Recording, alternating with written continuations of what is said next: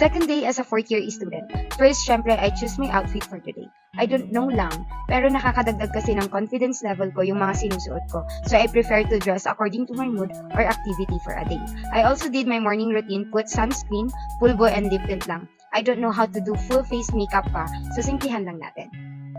Outfit check muna tayo. Ayan na nga. So, dahil maambon-ambon, nagkapote muna ang lola ninyo. Ayan, so, nandito tayo. Ito yung mga nadadaanan namin habang papunta kami doon sa school. I bought also a gift for my life group dahil 18th birthday niya. Ayan, so papunta na tayo sa school. And, yan na, lakad-lakad. Dahil hindi ko na kinaya, nag-tricycle na lang ako. This is my first and last subject sa araw na to. So, talagang nakinig muna ako kasi ayoko naman na masayang yung oras at panahon ko. Yan, pauwi na!